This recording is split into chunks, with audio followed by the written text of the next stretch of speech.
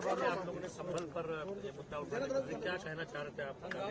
हम चाहते हैं कि संभल में जो घटना घटी है इस पे चर्चा हो, और हमने स्पीकर साहब को भी लिख के दिया है और कई हमारे सांसदों ने नोटिस भी डाले हैं, क्योंकि वो चाहते हैं जो भी उत्तर प्रदेश के संभल जिले में हुआ है उस पर चर्चा हो, और जिस तरह की अमानवता का व्यवहार जो सरकार और प्रशासन द्वारा दिखाया जा रहा है लोगों के लिए, उस पर हम बोलना चाहते हैं और हम अपनी बात रखना चाहते हैं सदन के पटल पर। क्या मांग कर रहे थे कि बहुत हल्ला हो रहा था कि फांसी दो या ऐसा कुछ नारा आ रहा था? मैं नहीं समझती उस तरह का कुछ बोला गया, लेकिन हाँ हम चाहते हैं चर्चा हो, जो दोषी है उस पर सख्त से सख्त कार्रवाई हो। सरकार समाजवादी पार्टी डिम्पल जी क्या कहना चाहेंगे, क्योंकि अब तक कोई बहुत बड़ा एक्शन नहीं हुआ है? नहीं, कोई एक्शन नहीं हुआ है, क्योंकि जो लोग जो न्याय जब दिलाने वाले लोग ही जब अन्याय कर रहे हैं तो उनसे क्या उम्मीद रख सकते हैं। इसीलिए हम चाहते हैं कि संसद के माध्यम से ये आवाज उठे कि जो संभल के जो लोग हैं जिन पे अन्याय हुआ है उनको न्याय मिले।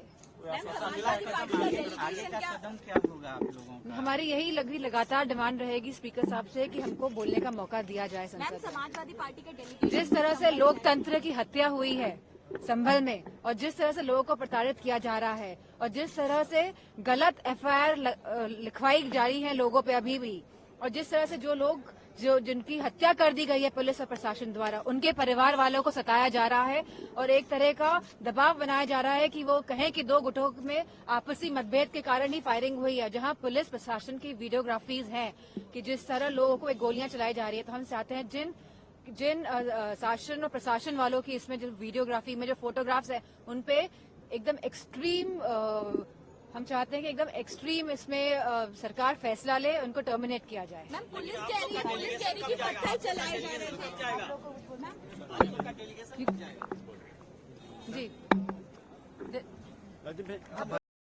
संभल के अंदर जो घटना हुई है, अभी माननीय सांसद महोदय हमारी बोल रही थी, बेपनाह दुखद घटना है। माननीय राष्ट्रीय अध्यक्ष अखिलेश यादव जी ने भी इस मसले को बहुत गंभीरता के साथ उठाया है और हमारा संभल जल रहा है।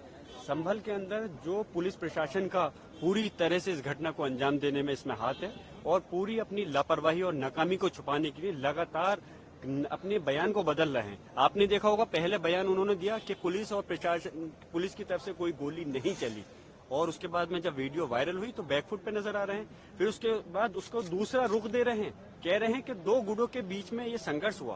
अफसोस की बात है, कहाँ चली गई इनकी बुद्धि कि किस प्रकार से कि दो गुटों का ये कहाँ से मसला आ गया। ये पुलिस ने गोली चलाई और उसके बाद में आपने कल देखा होगा पुलिस के अधिकारी जो सर्किल ऑफिसर है वो टेबल पर बैठ करके बिल्कुल मीडिया से मुखातिब होते हुए कह रहे हैं कि अगर जाहिल लोग हमारे पर गोली चलाएंगे तो क्या हम मरेंगे। तो ये अपने बयान को खुद बदलना है। ये आम जनता को जिनके ये जनता के नौकर हैं, जिनकी जनता की रक्षा के लिए इनको जिम्मा दिया गया है, उनकी हत्या अगर ये लोग करेंगे तो कानून व्यवस्था कैसे चलेगी। इस प्रदेश और देश के अंदर कानून व्यवस्था का बुरा हाल है, संविधान की धज्जियां उड़ाई जा रही है। और हमने आज भी सदन के अंदर हमारे नेता हमारे माननीय डिम्पल यादव जी, माननीय धर्मेंद्र यादव जी और सारे सांसदों ने इस चीज को मुद्दे को उठाया कि इस पर चर्चा कराइए, और चर्चा नहीं होगी तो कैसे उन लोगों को सजा मिलेगी जो आज कातिल हैं। आप ताज्जुब की बात है, आप बात पे हैरान रहेंगे।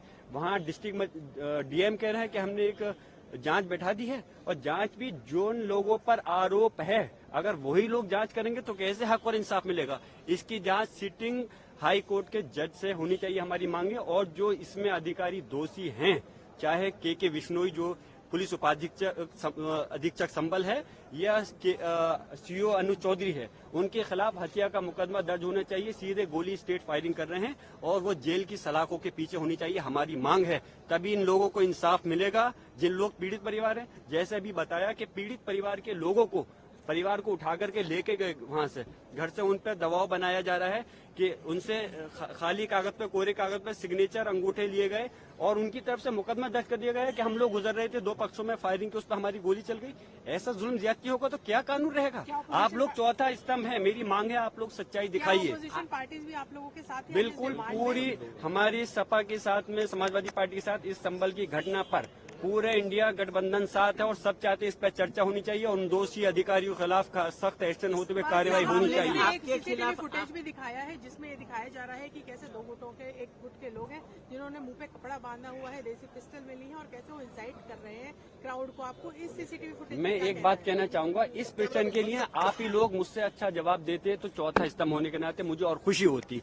कपड़ा बांध करके मैं पूछ रहा हूँ, अगर इसमें इसकी जगह पर कल को आपके भी बच्चा हो सकता था, इन पुलिस अधिकारियों का भी बच्चा हो सकता था, अगर क्या उसके साथ भी ऐसे ये गोली उठा करके मारते? आप हैरान होंगे, एक व्यक्ति को जिन्होंने लाठी मारते मारते गिर गया उसको पिस्टल से निकाल के गोली मार दी गई।